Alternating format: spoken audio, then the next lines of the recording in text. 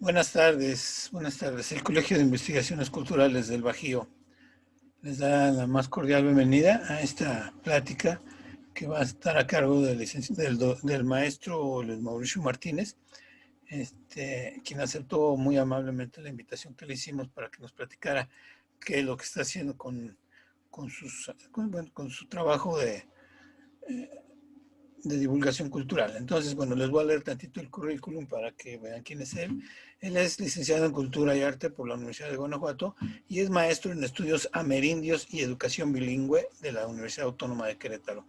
Es coordinador de publicaciones de la Facultad de Filosofía en la UAC, creador y coordinador del proyecto ATOCTLI, Periodismo y Gestión Cultural, enfocado en la divulgación del patrimonio cultural de los grupos indígenas, fundador y miembro de la Red Internacional de Investigación en Lenguas Indígenas y Trabajo Comunitario Rilítico, facilitador de talleres para jóvenes en comunidades indígenas en el Instituto Estatal para la Cultura del Estado de Guanajuato, columnista de Pop Lab, fundador de la Comunidad Ambulante de Enseñanza Creativa, CAEC, colectivo enfocado en propiciar el desarrollo comunitario a través de las actividades artísticas.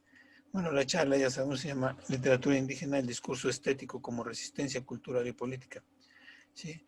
Entonces, yo los voy a dejar con él, no sé si hay algo más que agregar, pero muchas gracias por estar, la gente que está, nos da mucho gusto que vengan. Y no dejen de venir los martes, tenemos siempre un programa distinto, siempre cosas muy interesantes. Entonces, acá los esperamos. Su servidor, soy el arqueólogo Luis Humberto Cardín y acá los veo, aquí estaremos con el maestro Mauricio. Gracias, Mauricio, otra vez. Nos estamos oyendo, me da muchas ganas de escucharlo, entonces ahorita voy a poner toda mi atención acá con usted. ¿Vale? Bien, Gracias. gracias. Es que se está como desfasando un poquito, pero sí, ya escuché. Eh, A Facebook Live llega un poco retrasado, como unos 30 segundos siempre. ok, Facebook siempre llega retrasado, ¿no? Pero bueno. no, ahorita estamos nosotros en tiempo.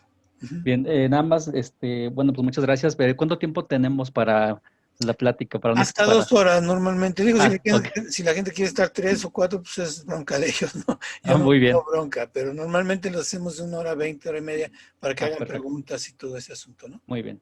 Ok. ¿Vale? Bueno, pues muchísimas gracias al arqueólogo Humberto Carlín, a todo su equipo. Y bueno, al maestro yo tengo el gusto de conocerlo ya desde hace varios años, que él fue mi maestro en la licenciatura, ahí en el campus León de la Universidad de Guanajuato. Entonces, pues ya tenemos por ahí una amistad, varias colaboraciones, como colegas que somos. Y bueno, ahora me invitó a a compartir con ustedes esta charla. Entonces, a quien está en este momento, quien después vea el video, quien después vea ahí por las redes sociales esta colaboración, les agradecemos. Y están abiertos los chats de mi proyecto que es Atocli, que ahí se ve en la pantalla. Al final les paso las redes sociales para que no nada más sea, digo, lo interesante es en vivo platicar con los interesados, las interesadas, pero si no se puede por cuestiones personales, más adelante lo pueden hacer. Bueno, sin más preámbulo, literatura indígena, el discurso estético como resistencia cultural y política. Como ya bien mencionó el maestro Carlín, yo en mis estudios profesionales y intereses personales le llevo años dedicándome a la investigación de la literatura indígena como pasión personal y después ya desde una vertiente finalmente académica profesional para finalmente hacer aportaciones que sumen a estos diálogos, que sumen a estas aportaciones que ahora todos estamos viendo para bien o para mal, en todo momento por las redes sociales. Y bueno, literatura indígena. Literatura indígena es un tema que ahora, si somos asiduos a las redes sociales, pareciera que es bastante común, pareciera que hay muchísimas iniciativas, proyectos, programas, incluso políticas, pero ¿cuál fue el camino para llegar a eso? Eso que ahora vemos tan fácilmente que desde líneas que van un poco más con la alfabetización, con la educación y que al final trastocan esta parte cultural, literaria, estética. ¿Cómo fue el devenir histórico para llegar a esto? Y para tener un preámbulo, qué mejor que la voz de sus protagonistas. En este caso, tenemos aquí en esta imagen a Javier Castellanos, uno de los escritores indígenas más conocidos. Él es zapoteco de origen. Y en algún momento, en algún ensayo, en algún texto, que al final les daré las referencias, él cuestionaba, ¿quién puede comprar un libro escrito solo en zapoteco? Si casi nadie sabe leer zapoteco. Entonces, el gran problema de la literatura indígena es que surge paradójicamente en una sociedad analfabeta en su propia lengua. Cada una de estas declaraciones engloban, digamos, las vicisitudes y la realidad actual de esta literatura. Por eso me opté por ponerlas al inicio. Él nos habla de esta parte. ¿Para qué escribimos si quien puede leernos no sabe leer? Entonces, ¿para qué se hace? Quien nos compra lee en español, mayoritariamente. Entonces, ¿por qué hacerlo? Miquea Sánchez, una escritora zoque, originaria de Chiapas. Ella, en una entrevista que alguna vez le hicimos para nuestro proyecto de Atóctel, nos platicó: escribimos al margen, desde lenguas poco valoradas social y culturalmente, pero actualmente hay de todo, desde escritores indígenas apegados a una tradición de ser bilingües hasta escritores que únicamente escriben en español, asumiendo su identidad indígena. Ella toma otro tema que también es muy discutido entre el gremio de escritores. Un escritor indígena tiene necesariamente que escribir siempre en su lengua, en la lengua mexicana, o puede ser un escritor de un pueblo originario que, aunque hable la lengua originaria, también, ¿por qué no darse la licencia de crear en español, aunque piense, no sé, en zoque, en purépecha? Entonces hay un debate interno entre la gente que está estudiando o conociendo que es muy interesante. Ella lo aborda con esta declaración. Y finalmente tenemos a Yasna Aguilar. Bueno, Yasna Aguilar ella es una lingüista, es una ensayista de origen mije, desde Oaxaca, y bueno, ahorita ella es una de las que más aportaciones genera, aportaciones novedosas, aportaciones en términos de educación, en términos de lenguas indígenas, y por supuesto también trastoca la literatura. Y ella en alguna entrevista comentó: la literatura mexicana y todos los elementos que conforman ese sistema tendría que ser diversa lingüísticamente, puesto que la literatura que se produce en México ahora lo es. La literatura multilingüe en un país multilingüe. Ella ya nos habla de un proceso que está llegando a este reconocimiento público, a este reconocimiento en el que ya todos sabemos que hay literatura mexicana escrita, si no todavía en sus 68 lenguas, sí ya en bastantes lenguas. Entonces, si hay una literatura en distintas lenguas, ¿por qué no tendría que haber herramientas también distintas para poder analizarla, para poder criticarla y para poder reflexionarla? Entonces son debates en distintos niveles, desde por qué escribir en una lengua, el de Miqueas, que es otro enfoque de cómo escriben los autores, las autoras de que hablan estas lenguas, y finalmente uno ya más incisivo, más profundo, que sería esto de por qué no crear herramientas propias y no solo herramientas literarias que surgen de tradiciones occidentales. Entonces, bueno, eso es como un preámbulo de lo que vamos a ver de manera muy concreta. Y bueno, también lo que les quiero compartir antes de es, cuando hablamos de literatura, por lo general siempre tenemos la idea o este, ¿cómo se dice?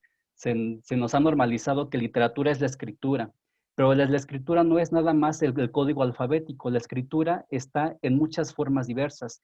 Una definición que a mí me gusta bastante, un concepto, mejor dicho, es de un lingüista francés que es Calvet, y él dice que los sistemas de comunicación del ser humano pueden dividirse en dos: el gestual y el pictórico. El gestual son sistemas por definición fugaces en el aquí y en el ahora. Incluye la oralidad como tal. En este momento que estamos platicando, que estamos escuchando, estamos en un sistema de comunicación gestual, porque hay un lenguaje cultural, porque hay un lenguaje proxémico, si estuviéramos en persona, y así comunicamos. Pero también hay otro sistema de comunicación, que es la comunicación pictórica. La comunicación pictórica, a diferencia del gestual, son sistemas con capacidad de perdurar en el tiempo, a la distancia. Lo dejo plasmado para que gente después venga y pueda conocer ese mensaje. De ahí se derivan, por ejemplo, el ideograma, los iconos o los alfabetos. Los ideogramas, por ejemplo, son estos, un claro ejemplo serían los idiomas orientales, ¿no? Estas figuritas que es toda una palabra, todo un concepto, son los ideogramas. Los iconos, están los códices mesoamericanos, y finalmente los alfabetos. El alfabeto es únicamente uno de los sistemas pictóricos de los muchos que hay para escribir. Entonces, con esto que quiero llegar, y ya los estudiosos lo han dicho, la escritura indígena siempre ha existido en diversas maneras, y existe todavía en diversas maneras conviviendo. Existe de manera pictórica, existe de manera icónica, de manera ideográfica. Entonces, la literatura se escribe no nada más con el código alfabético, que es el que conocemos. La literatura indígena también se escribe y se ha escrito y se escribirá en los diversos sistemas. Por ejemplo, los bordados de los grupos originarios, esos son íconos que comunican. Eso ya, quien está metido en estos temas, pues ya seguramente lo sabe. Los tejidos, la artesanía, todos esos elementos tienen iconografía, tienen historias ahí contadas. Entonces, cuando hablamos de sistemas de escritura, no es nada más el sistema de alfabeto, es todos los sistemas que han utilizado. Pero en este momento sí estamos hablando de la literatura escrita con un código alfabético, para que finalmente llegue a todas las personas que nos interesan. Entonces, nada más para abonar esta parte, y finalmente ahí tenemos un ejemplo, ¿no? Ahí está la escritura maya, que estaba en su momento con los códices prehispánicos, y está la actual escritura maya, que es ahí tenemos ahí el título de un cuento del escritor Isaac Rillocán, que bueno, él ya partió, ya no está en este mundo, pero su legado nos llega a través de su obra. Finalmente tenemos que la noción de escritura alfabética es una suerte de apropiación y extensión cultural para dar continuidad a su historia y apoyar su reproducción identitaria. Es decir, hay una apropiación para que ahora, a través de estos sistemas que generalmente la mayoría de las personas dominan, pues que hasta ahí llegue las historias que ellos tienen que contar, su memoria, su historia. Los pueblos sustentados en la tradición oral estiman su memoria y sus tradiciones. Pero no hay culturas orales que no deseen el conocimiento de la escritura del sistema alfabético, del sistema alfabético creado para sus lenguas, y así reforzar su permanencia en los tiempos actuales. Es decir, Ong es un filólogo estadounidense y él ha trabajado mucho la oralidad de los pueblos diversos del mundo. Y él afirma eso, él dice, yo no conozco hasta ahora un pueblo indígena u originario que se resista o que le dé la espalda al sistema alfabético. Y no por una imposición, sino por una noción de saber que así voy a llegar a más personas y así compartir lo que me interesa de mi pueblo, de mi cultura. Eso es un enfoque que él tiene. Y finalmente, para ya ahora sí ya arrancarnos, es como la introducción, yo me voy a enfocar y voy a partir pensando que vamos a dar una charla, digamos, panorámica y únicamente con pistas muy concretas para comprender el tema. Es decir, no voy a partir de la idea de que ya todos los que estamos aquí presentes sabemos sobre literatura indígena. Quizás sí, quizá no. Entonces, yo considero que una postura más apropiada es dar un pequeño repaso de de dónde surge históricamente, en fin, y así para llegar a lo que actualmente se conoce. Lo voy a hacer a partir de 3 líneas. Cómo históricamente en México, a partir de políticas públicas vinculadas con educación, a partir de la construcción de la mexicanidad y la intelectualidad en el siglo XIX, y a partir de la presencia indígena en la literatura mexicana de este siglo XIX, a partir de esos 3 procesos que fueron simultáneos, se generó la literatura indígena en el siglo XX. ¿Okay? Entonces lo voy a hacer a partir de estas 3 líneas y ubicándonos únicamente en México desde el siglo XIX y desde los estudios literarios. Un tema como lo es la literatura indígena puede abarcarse desde los enfoques educativos, los enfoques pedagógicos, los enfoques lingüísticos. Hay muchas líneas desde donde poder abordarlo. Yo lo estoy haciendo en este momento desde los estudios literarios y desde un repaso histórico que nos va a dar pistas para quien quiera finalmente acercarse y conocer un poco más. Si hay alguien aquí que ya domina el tema, seguramente va a decir, ay, eso es como de, ya me sé todo eso. Pues sí, es como lo básico, pero insisto, yo parto de la idea de que hay que abarcar gente que puede conocer, gente que no puede conocer, entonces a mí me gusta mucho eso y no va a ser muy extenso. Y bueno, finalmente, ahora sí vamos a comenzar.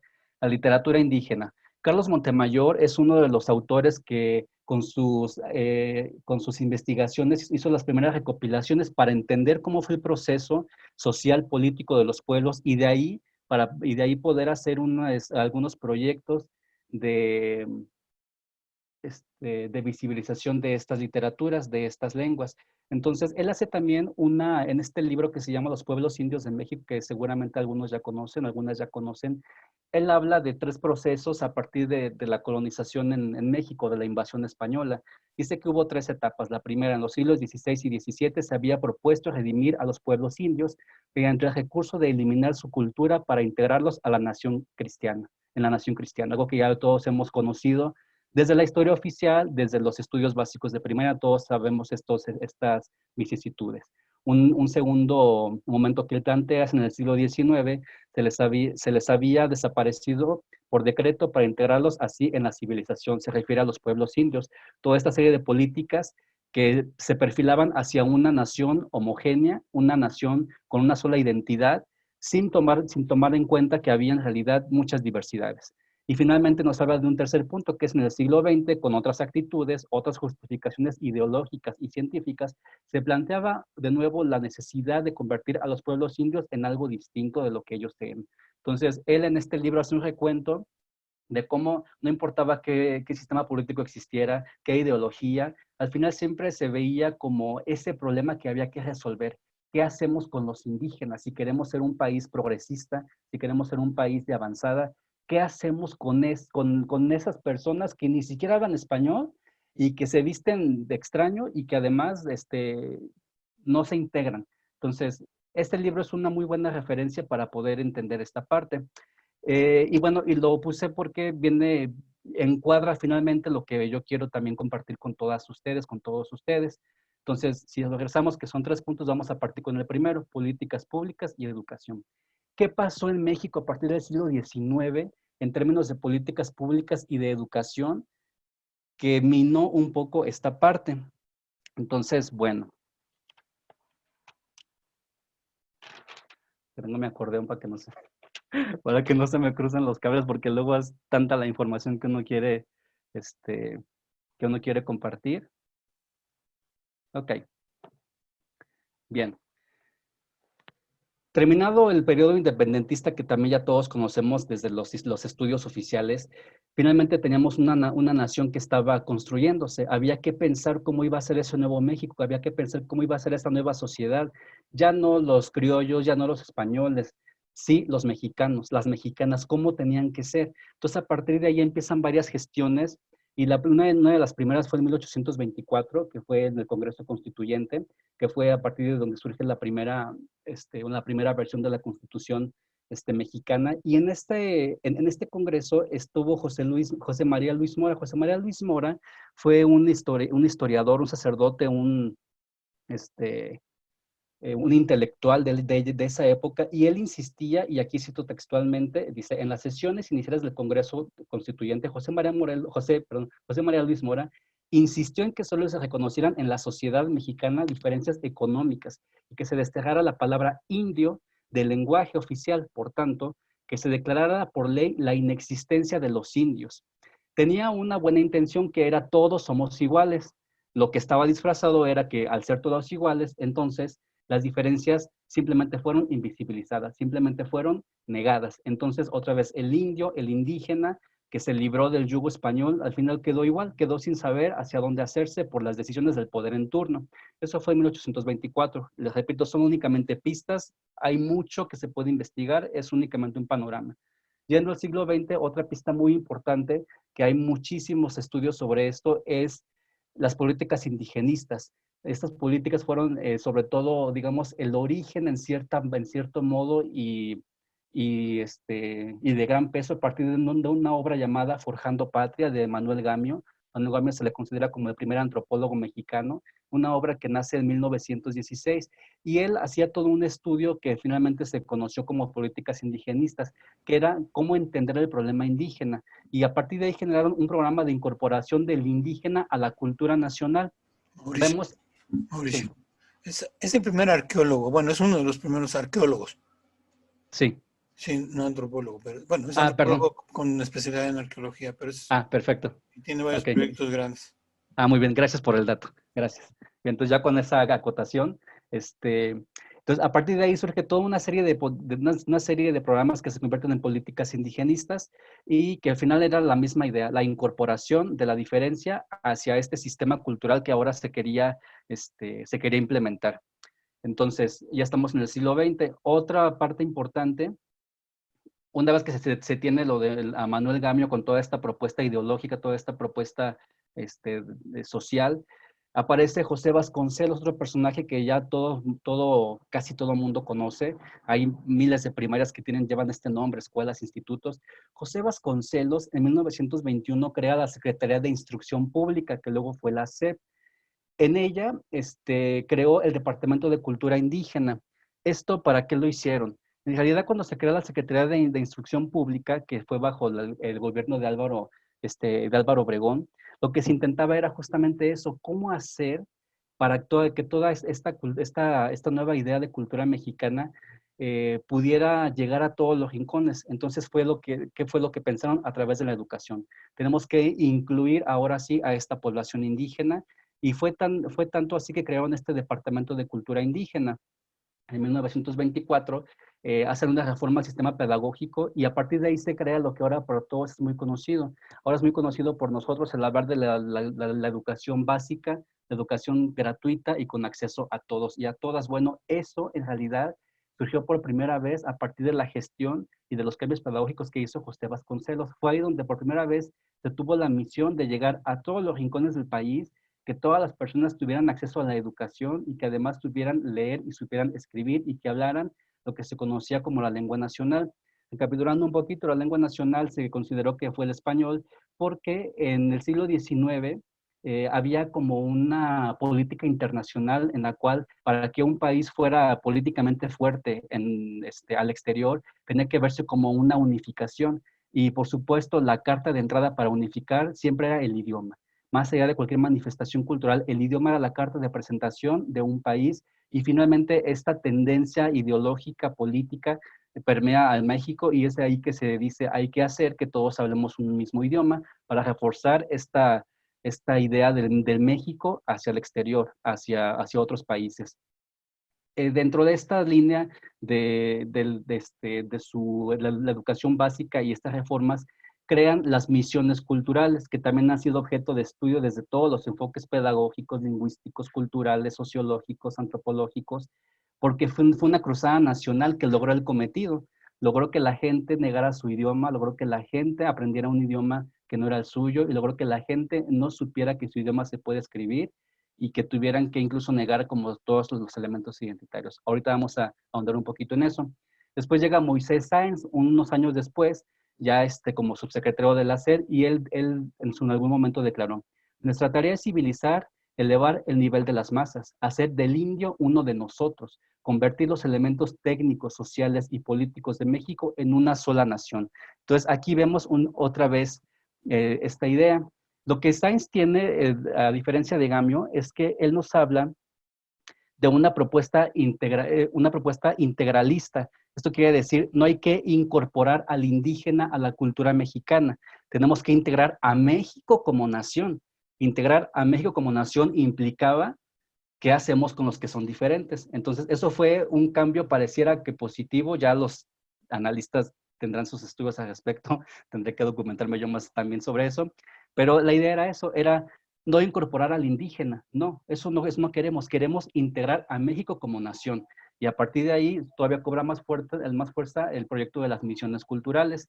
Esta política indigenista que comenzó con Gamio cobra todavía más fuerza en 1940, donde se lleva a cabo el primer Congreso Indigenista Interamericano en Pátzcuaro, Michoacán. En ese momento estaba Lázaro Cárdenas como presidente de México. Y en el discurso inaugural, entre lo mucho que incluso se puede ver por internet, ahí se puede buscar, él dijo: nuestro problema indígena no está en conservar al indio, y en indigenizar a México, sino en mexicanizar al indio. Y volvemos a la misma idea que estaba desde el siglo XIX. Tenemos que mexicanizarnos. ¿Cómo es ser mexicano? ¿Cómo es ser mexicana? ¿Cómo le hacemos para los que no son mexicanos, por lo menos en idioma o en costumbres, para que entiendan qué es ser mexicano? Entonces, fue una idea que permeó y permaneció. Y creo que todavía permanece, pero ahorita platicamos sobre eso. Finalmente, aquí ahondo un poquito más, misiones culturales. ¿Qué eran las misiones culturales? Eran maestros rurales, maestros indígenas que eran capacitados para llegar a todos los rincones del país y llevar el plan de estudios y sobre todo la ideología de esta cultura mexicana. Y por ahí dice Florescano, un historiador muy reconocido, imitaba la obra evangelizadora realizada por los misioneros del siglo XVI. Las organizó Vasconcelos para promover la enseñanza del civismo y patriotismo. Su objetivo era doble: formar maestros dinámicos para impulsar en las comunidades indígenas los vínculos de solidaridad que afirmaban una cultura nacional. Entonces, esta imagen que a mí me gusta mucho, creo que retrata muy bien lo que se buscaba con las misiones culturales, unificar, todos orgullosos, todos iguales, todos y todas mexicanos y mexicanas. Entonces, este mural retrata perfectamente esta parte, ensalzar el pasado indígena, el pasado prehispánico, que ahí se ve en esa imagen que pueden ver. ¿Y qué hacer con el indígena actual? Ah, pues lo integramos, lo hacemos parte de, que todos creamos lo mismo. Entonces fue un proceso de invisibilización, de adaptación y de adopción. Tenían que adoptar los elementos que estaban en boga para finalmente ser parte de la nación, o se iban a quedar atrás. Entonces, bueno, esto es un poco, a partir del siglo XIX, cómo eran las políticas que afectaron a los pueblos y desde luego de ahí la literatura y sus lenguas. ¿Qué pasaba? ¿Qué pasó con eso de construcción de la mexicanidad, intelectualidad? Ok, como nación independiente ya comentamos al principio, México ya no se pensó, al menos desde las cúpulas de poder, como el país criollo o el español tenía que ser el mexicano. Entonces a partir de ahí surge una generación de intelectuales que eran docentes, historiadores, sacerdotes, filósofos, en fin, y todos justamente se reunían para pensar cómo vamos a hacer para que México sea lo que creemos que es bueno y que al final surta efecto la independencia. Entonces, entre los muchos grupos que existió, e insisto, hablo desde la literatura, hubo un grupo que se llamó Generación de la Reforma, o mejor dicho, un grupo que se llamó Asociación Cultural y el Liceo Hidalgo, surgió en 1850, y a esta generación de autores, de personajes, se le conoció como Generación de la Reforma. Ellos, ¿qué era lo que planteaban? Planteaban que tenían que tomarse lo mejor de los grupos indígenas para eso ensalzarlo, pero al final sí pensar cómo tenía que ser el mexicano nuevo. Entonces, ¿qué es lo que hacían? Por un lado, fue un periodo de documentación de gramáticas y vocabulario, sobre todo de lenguas mayas, zapotecas y otomíes, como parte de la historia de la nación, pero no para enseñanza o difusión, únicamente para decir México fue esto y vean lo que éramos, aunque ahorita somos lo otro. Entonces fue un periodo de documentación, de rescate, pero no era para que se tuvieran una función social nuevamente estas lenguas, esos idiomas. Lucas Alamán en su momento incorpora en la enseñanza superior la enseñanza de estas lenguas en 1830, pero igual era únicamente como para las élites, como para decir, yo sé zapoteco, yo sé cómo es la grafía del mixteco, pero nada más no tenía ninguna utilidad, y a la gente que de verdad lo hablaba, que era quien le debería de interesar, pues obviamente estaba fuera de las capitales, fuera de las ciudades, estaba en sus comunidades, en otros contextos. Y dos personajes interesantes son Ignacio Manuel Altamirano y Francisco Pimentel. Ellos fundaron el grupo, la Asociación Cultural Liceo Hidalgo. Pimentel se caracterizaba por tener como la ideología conservadora. Sí, México es diverso, pero necesitamos unificarnos porque eso nos va a dar una proyección internacional.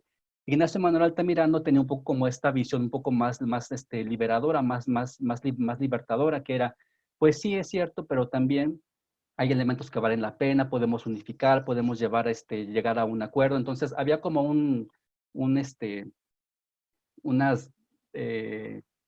diálogos ahí muy interesantes. Pero hubo dos publicaciones, y ya vamos ya ahora sí entrando al tema, a la actualidad, que publicó Francisco Pimentel. Uno primero que se llamó Memorias sobre las causas que han originado la situación actual de la raza indígena de México. Y en un fragmento él asegura, debe procurarse que los indios olviden sus costumbres y hasta su idioma mismo. Solo de ese modo formarán con los blancos una masa homogénea, una nación verdadera. Volvemos a ver esta idea. Finalmente, a tiempo después, publica La historia crítica de la poesía en México y dice, el autor mexicano ha de escribir en castellano puro, es nuestro idioma oficial, nuestro idioma literario. Las lenguas indígenas de México se consideran como muertas y carecen de literatura. Recordemos, ellos eran como las referencias intelectuales, eran las referencias que los estudiantes, que los jóvenes tenían de cerca. Aquella persona que quería ser letrada, que quería acercarse a los oficios, a las profesiones, estos eran los referentes que ellos tenían, eran los referentes que estaban también en la parte política. Entonces, vean la importancia de estos personajes, cómo a través de eso se instaura esta idea que después fue reforzada por las misiones culturales, como vimos desde las políticas. Entonces, desde la intelectualidad se gestó esta idea, y aunque había dos líneas, que era una conservadora y una más liberal, al final se seguía pensando que era mejor ser todos iguales. Y eso creo que no cambió en todo el siglo XIX y en el siglo XX. Dentro de la construcción de la mexicanidad o de intelectualidad, finalmente está la literatura indígena. La literatura indígena, como sabemos, y también hay estudios, es un reflejo del contexto social, es una recreación. Entonces, hay muchos estudios, hay muchas líneas. Yo particularmente me he ceñido bastante a las obras de José Luis Martínez. José Luis Martínez, pues bueno, es un gran historiador, es todo un personaje de la intelectualidad mexicana, y él tiene un libro que se llama La expresión nacional. En este libro, él habla de 4 etapas de la literatura en el siglo XIX. En esas 4 etapas podemos ver cómo paulatinamente, si uno revisa a detalle, cómo ahí comienza a perfilarse la presencia de las diferencias, la presencia de personas que hablan distinto, de personas que tienen costumbres distintas a las que se querían instaurar. Entonces, por eso es importante conocer esta literatura, cómo se aproximaba muy tímidamente a las diversidades mexicanas. José Luis dice que, bueno, él planteó en su momento que se podían tener cuatro categorías o 4 momentos históricos para entender la literatura que se creaba en México. El primero lo llamó la literatura de combate, y esta fue la que surgió justo después del movimiento independentista, cuando llegaron estas reformas, cuando se empieza a pensar en la mexicanidad. Y en ella, lo interesante de estas obras es que se trataban realidades incómodas, es decir, en esta literatura por primera vez se hablaba que el combate dejó hambre, que el combate dejó muerte sin sentido, que el combate dejó carencias, que el combate dejó poblaciones que no sabían por qué estaban luchando, pero que tenían que ir a luchar. Entonces, esta literatura ofrece esos pasajes. Por supuesto, no muy abiertamente, pero al final estaba este contenido y dejaba ver esa otra mirada distinta a la oficialidad. Después llega lo que llama José Luis Martínez la primera literatura mexicana.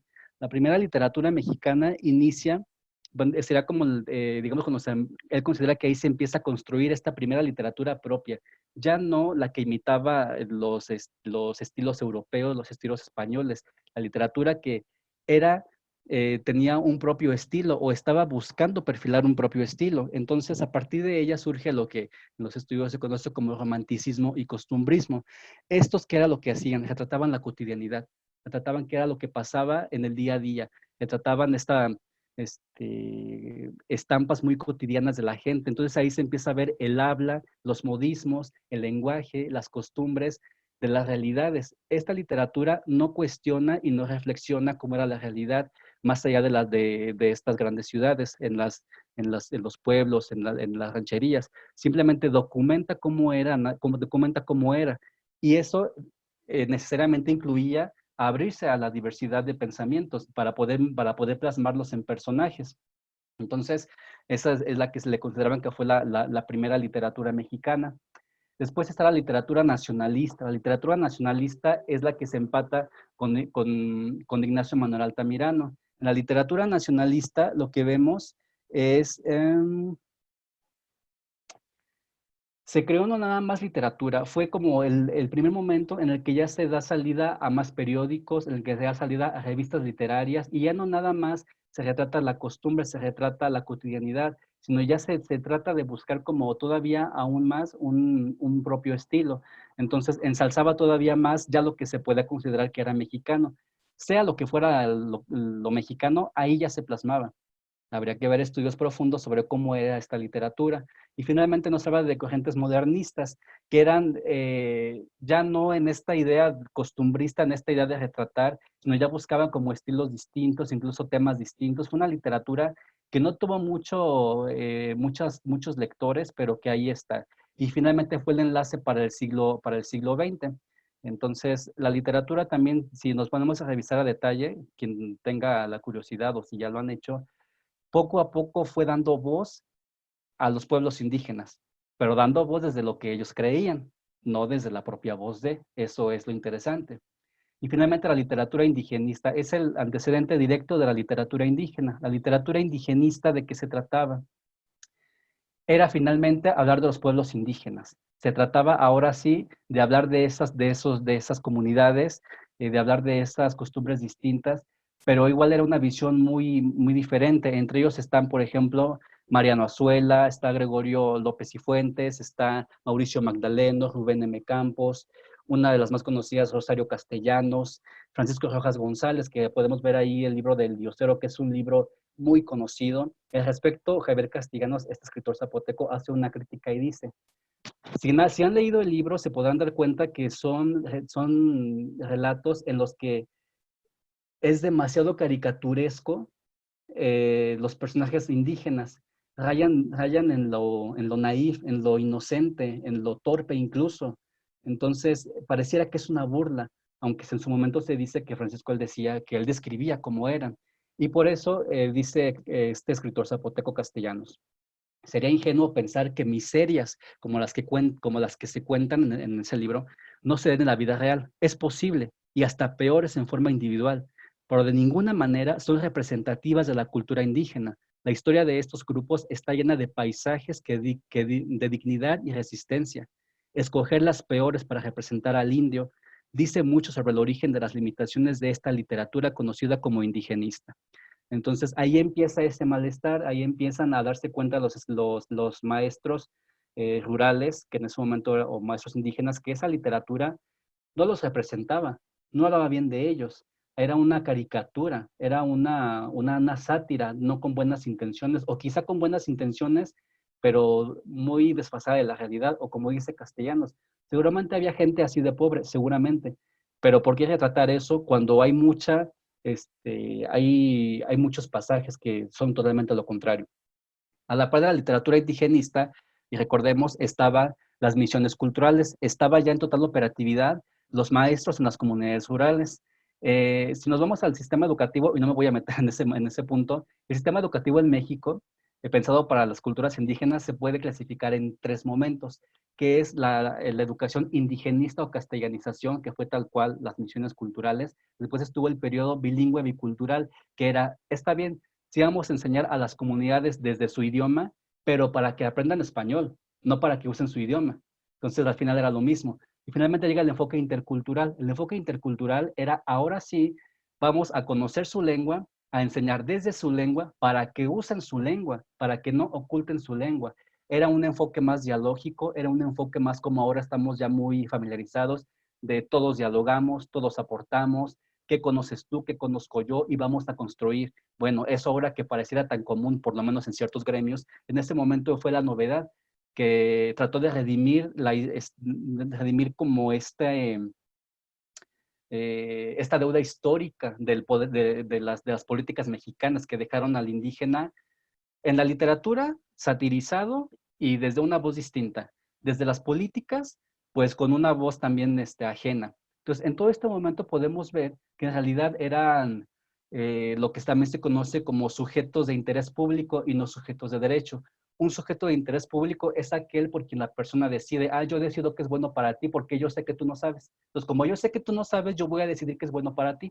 Entonces, esta ideología fue la que se presentó en toda en todo este periodo histórico, ya fuera educación, ya fuera literatura, ya fuera política, siempre fue lo mismo, por lo menos así digamos, en las generalidades.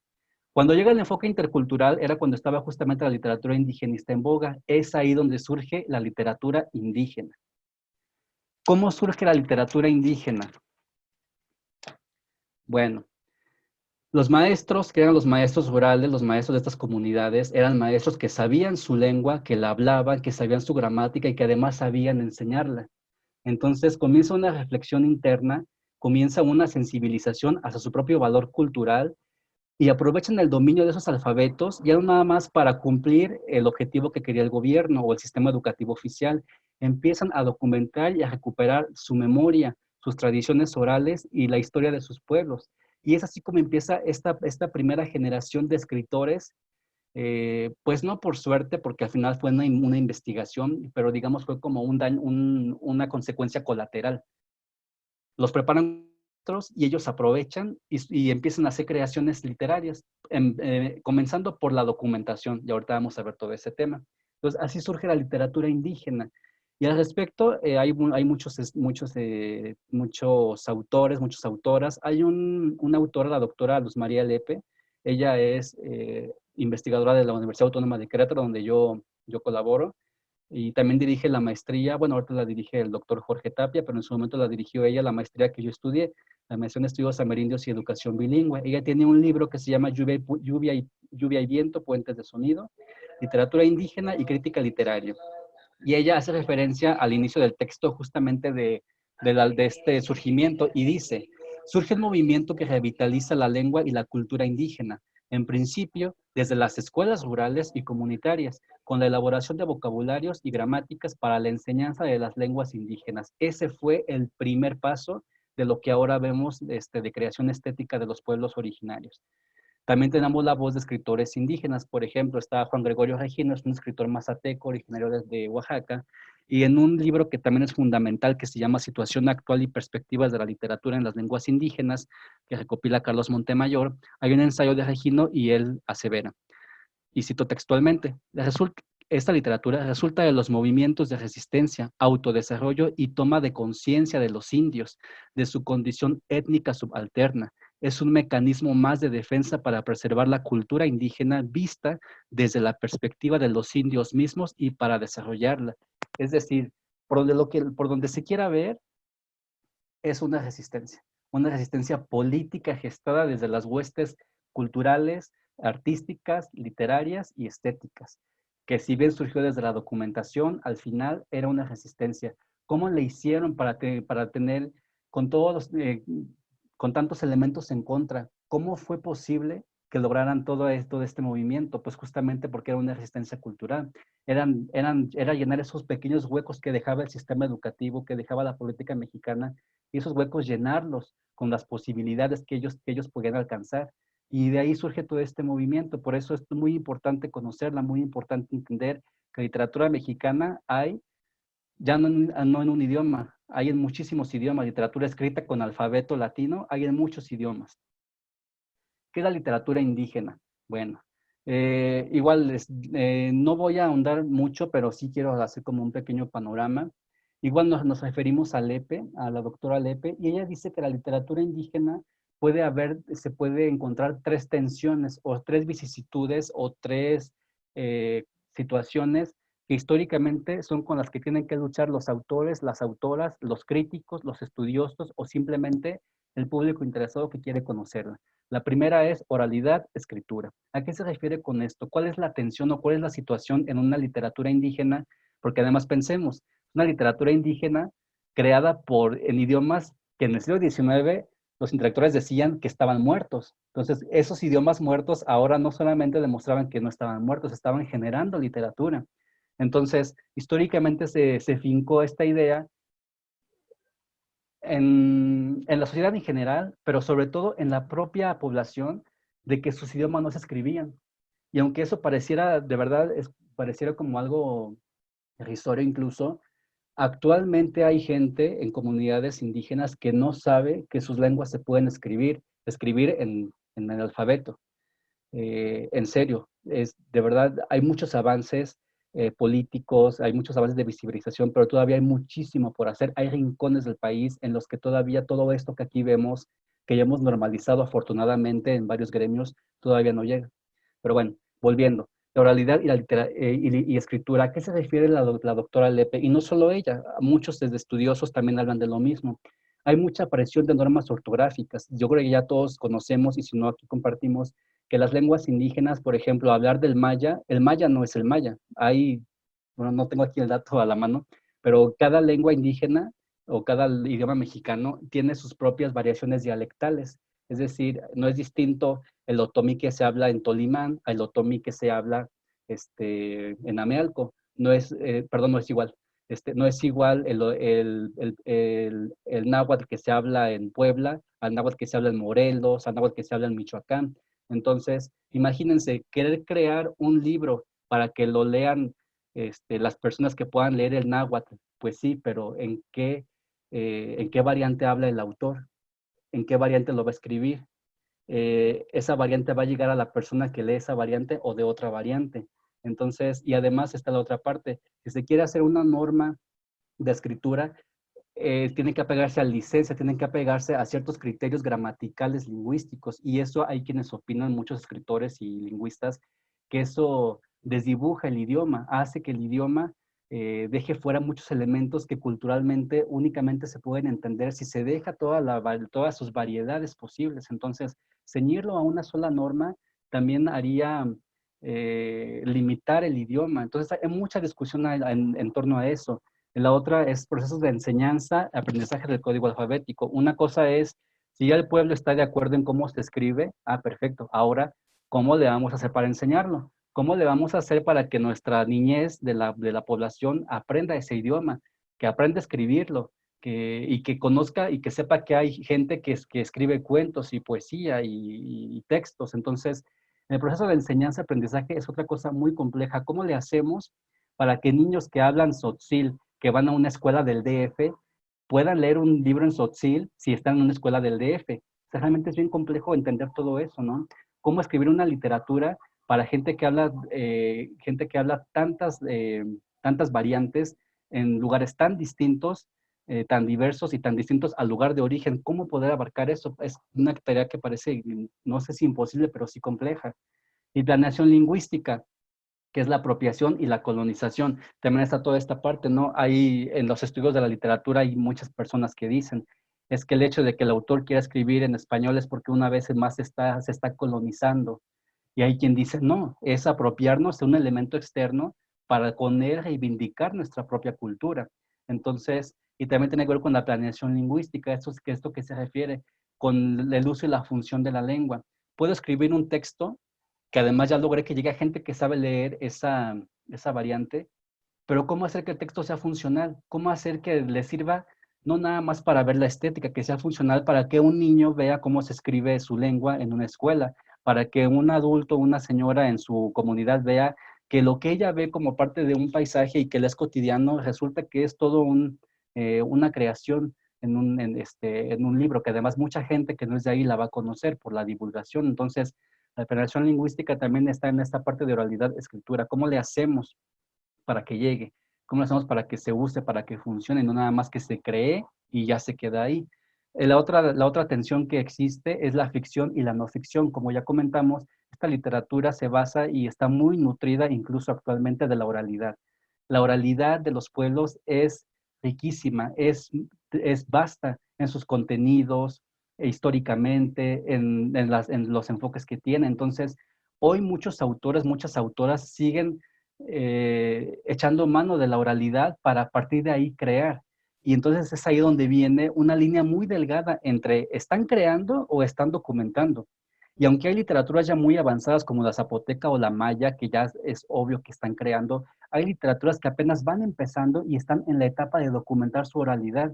Entonces, ese es un proceso no lineal, sino que va escalonado. Quienes ya pasaron por esta etapa y ya están desarrollando una estética, incluso herramientas para analizar su estética, y literatura que apenas está en la etapa de que su gente o de que la gente que le interesa la escriba y que estén documentando apenas su oralidad. Entonces son procesos en los que la ficción o la no ficción pues está entrelazada, juega un papel ahí que a veces es muy presente, otras veces no tanto, y de ahí deriva otra cosa que son los géneros. En la literatura siempre hablamos poesía, cuento, ensayo, lírica, la dramaturgia. Entonces hay todo un debate. Los géneros occidentales o que conocemos de la literatura tradicional pueden contener toda esta creación, ya sea de ficción, ya sea de documentación, pueden contenerlos. Puede un resto tradicional estar contenido como poesía, estar contenido como lírica, o cómo tendrá que clasificarse. Hay autores, ahorita no recuerdo el nombre, pero hay varios autores, hay un autor maya, bueno, seguramente hay varios, que ellos incluso ya para su literatura ya han hecho propuestas de así deberían ser los géneros para clasificar la literatura de mi pueblo y poder estudiarla, analizarla y reflexionarla. Hay quienes dicen, no, ¿por qué? Si es literatura, no hay problema en que nos apropiemos de estas herramientas que ya existen y desde ahí poder analizarla. Entonces, los géneros es otra discusión que está en la mesa, que va avanzando y bueno, al final es parte de la aportación que hace esta literatura, es romper con lo ya establecido y generar propuestas. Volvemos a este punto de la posibilidad. La posibilidad a partir de la diversidad lingüística, la diversidad cultural y la diversidad étnica. Y ahí está lo de las herramientas de análisis. El otro tema muy conocido es lo de la traslación, traducción cultural. escribir en una lengua minoritaria implica necesariamente que si quiero que alguien me lea, tengo que traducirla. Pero como yo, por ejemplo, y traigo el caso de Irma Pineda tiene un texto muy interesante que publicó sobre esto de la tarea de un autor indígena que además tiene que traducirse. Y la traducción no es nada más del español al zapoteco, del zapoteco al inglés. Es todo un sistema de vida, un sistema cultural que tiene que verse reflejado en el código, en las palabras, cómo hacerlo. El otro problema es que el público ideal que podría hacer eso, por ejemplo, la escritora Mije ya tiene su texto en zapoteco, digo, en Mije, ya lo pudo traducir al español, o lo deja en Mije, pero al final ni siquiera le llega al público, ni la traducción, ni el de la lengua mexicana. Entonces hay como toda una serie ahí de cuestiones como pues demasiado complejas, ¿no? Y lo que ya comentaba, los sentidos culturales de un idioma a otro. Ahorita vamos a ver un ejemplo, pero cómo poder capturar la visión la visión de toda de la vida desde un grupo cultural, un grupo lingüístico en otro idioma, cómo hacer que no pierda su fuerza. Entonces, son temas que hay mucho debate, hay mucho análisis y pues ahí están sobre la mesa. Una cuarta tensión que, bueno, Lepe en su texto no la menciona, pero yo considero que es una tensión muy vigente, sobre todo ahora si uno lee las entrevistas de los autores indígenas, hablan mucho de eso, la literatura como una herramienta en el sistema educativo, cómo hacer que realmente sea un elemento que contribuya a la alfabetización, que contribuya al acceso a la cultura escrita. ¿Qué es la cultura escrita? Justamente esto, el poder leer mi lengua en la calle, el poder leer mi lengua en la televisión, el poder leer mi lengua en un libro que encontré en la biblioteca. Eso es el acercamiento a la cultura escrita, hacer una receta de cocina en la lengua, no nada más esta parte estética. Eso está muy bien, pero también cómo hacerlo, ¿no? Entonces, ¿por qué no hacer que la literatura que ya se escribe y que históricamente pasó por todo esto, ¿por qué no vincularla todavía más a estos, al sistema educativo? Por supuesto, ya hay acciones, no estamos diciendo que no, pero es un tema que, ¿cómo hacerle tanta diversidad? Y bueno, lo que ya hemos comenzado, lo que ya hemos comentado. Entonces, si hacemos un recuento, aquí está un poco lo que nos dice Lepe y que encierra estas cuatro, que dice, aspirar un autor, autora indígena, aspiran a ser leídos por un público cada vez más extenso y, por otro lado, son conscientes de la inaccesibilidad de sus textos para algunos de sus amigos y vecinos no alfabetizados en las comunidades indígenas. Están en una relación ambivalente entre el compromiso social de su localidad y la inclusión en el mercado global y además, si le sumamos esta tensión de los estudiosos de una propia herramienta, un propio género o con lo que ya existe. Entonces, vemos que aunque ya es visible, ya es publicada, ya es presentada en varios ámbitos, sigue teniendo muchos elementos en contra. Por eso, a cada publicación que vemos, yo insisto en que es una reivindicación política. Es un derecho legítimo, no ganado porque ya lo tenían. Es un derecho que por fin se está ejerciendo. El acceso a un anaquel en la librería, el acceso a que una niña de mi comunidad sepa leer el poema, sepa leer el cuento, y que la gente que no la lee a lo mejor sea un elemento para que se animen a estudiar una de esas lenguas. Yo, por ejemplo, ahorita estoy estudiando el purépecha, que ya espero pronto dominarlo cada vez más. Entonces, bueno, es como parte de las aportaciones que hace esta literatura. Aquí nada más un ejemplo rapidísimo, lo que decíamos de esta tensión de traducción, porque es algo muy interesante. Por ejemplo, en purépecha, y perdónenme la traducción, si alguien por ahí habla purépecha y me escucha, me disculpa porque le estoy aprendiendo. Kutsimiti sería en español, en la versión libre, como mujer mayor. Cuando se saludan, a la mujer mayor se refieren con este término, kutsimiti. Pero en realidad, en una traducción literal, kutsi es luna. Entonces, hablar kutsimite, perdón, el hablar del concepto kutsimite sería algo así como mujer que acumula lunas. Esto lo aprendí el sábado pasado en mi taller de purépecha. Entonces, imagínense, si esa palabra implica eso, imagínense un texto, un cuento de no sé cuántas palabras. ¿Cuáles no hay problema? ¿Y cuáles tendrían que... Imagínense la belleza de esa palabra, la mujer que acumula lunas. Voy a saludar a la mujer que acumuló lunas y no a la señora mayor. Entonces, ¿cómo capturar eso? Otro ejemplo, eso lo tomé del texto de Lepe, Está Humberto Akbal, él es un poeta maya quiché, Guatemala, que ya tampoco está con nosotros, ya falleció. Y hay un texto, un fragmento que dice: hoy amanecí fuera de mí y salí a buscarme. Recorrí caminos y veredas hasta que me hallé. El poema se llama Hoy. Entonces ahí vemos justamente esto. Eh, en la, en, Pudiera pensarse que sería una metáfora, si lo vemos desde nuestra perspectiva literaria. Sin embargo, la transmutación es válida en la cosmovisión de estos pueblos. Entonces, cuando el poeta dice, hoy amanecí fuera de mí y salí a buscarme, no está haciendo una metáfora, está hablando de cómo se sintió él cuando despertó. Es una realidad en estos pueblos. Entonces, imagínense la belleza de poder entender estos textos y que además la gente los conozca. O una declaración nuevamente de Javier Castellanos, que él dice: columpio, en español yo me hacía la idea de un artefacto metálico, sujeto con cadenas a unos barrotes de fierro, mientras que en zapoteco, y ahí sí no sé hablar zapoteco, no sé cómo se pronuncia, Golchajabé, como se pronuncia, una disculpa, me decía, quítame la ropa, viento. O sea, vean la diferencia. En la variante de Javier Castellanos, decir columpio no es lo que nos imaginamos. Para él, columpio es quítame la ropa, viento. Entonces, ¿cómo capturar eso? Incluso Miquea Sánchez, en la entrevista que le hicimos, ella decía, hay cantos, hay rezos de la lengua zoque, de la cultura zoque, que no se pueden traducir al español, y la versión que yo hago, ella nos dijo, no se acerca ni siquiera al verdadero mensaje de la cosmovisión zoque, de la filosofía zoque. Entonces, de ahí esta tensión de traducción y todo esto que ya platicamos, ¿no?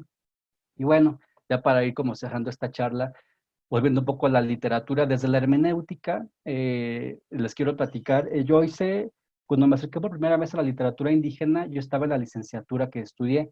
Mi tesis fue sobre el análisis de 3 cuentos indígenas: un cuento purépecha, un cuento tzotzil y un cuento huichol o wixárika. Y lo hice desde los estudios hermenéuticos. No voy a ahondar en eso porque sería otro tema, pero en su momento me acerqué a esta autora, Silvia Ruiz, que ella dijo: evitaremos hablar de una realidad mexicana a través de la literatura. Podemos hablar solamente del mundo representado en la narrativa mexicana, pero no como si fuera una reproducción fiel de la realidad, sino representación de la percepción de la realidad mexicana. Entonces vean qué importante es esto. La literatura es la representación de la percepción de la realidad mexicana. El peso que esa declaración toma cuando hablamos de literatura indígena versus literatura indigenista. La representación de la percepción de la realidad mexicana. Entonces, para poner un ejemplo, las representaciones contienen huecos que el lector llena con sus referentes. Esto, hay un autor polaco, Roman Ingarden, que él, a través de la hermenéutica, también se acerca a la literatura, y él dice que la concretización es eso. Tienes un texto, lees un verso, lees una línea, y con tus propios referentes llenas el hueco de lo que no te dice, lo que no te dice ese texto, lo que le llaman como la metaliteratura. Ese relato que no se dice, pero que el lector intuye a través de lo que sí se dice. Entonces, esos huecos los llena el lector con sus propios referentes. Y yo pongo ahí un ejemplo. Imaginemos que lees un cuento sobre un pueblo mixteco. Entonces ya lees ahí, ¿no? Ah, el pueblo mixteco. Entonces, tú al leerlo, si no tienes mucho conocimiento o nunca has ido a un pueblo mixteco, a tu mente viene y llenas el hueco y lo representas a partir de lo que tú has percibido por propia iniciativa, por el bagaje cultural, por los libros de historia, por las políticas públicas que parecía que no tienen nada que ver, pero están totalmente inmersas. Entonces tú te vas a imaginar, pues, pueblo mixteco, pues, señoras con faldas, pues, cabañas del campo, no hay oxos, no sé, cada quien se imaginará como quiera el pueblo mixteco, gente hablando otro idioma. Pero ahora imagínense, la representación parte del lector y la que el autor proporciona. Entonces, ¿cuál será la imagen, cuál será la idea del conocimiento que se tiene de los pueblos indígenas? Y eso es la importancia de esta literatura indígena. ¿Quién va a saber más de un pueblo mixteco que el propio mixteco? No estamos negando, por supuesto, que llegue alguien, otro escritor, otra escritora, otra persona que quiera escribir y que escriba sobre el pueblo. Claro que lo puede hacer y es válido. Pero al final, retratar una costumbre, retratar una tradición, no va a ser lo mismo que si parte del autor que la vive, que sabe qué significa.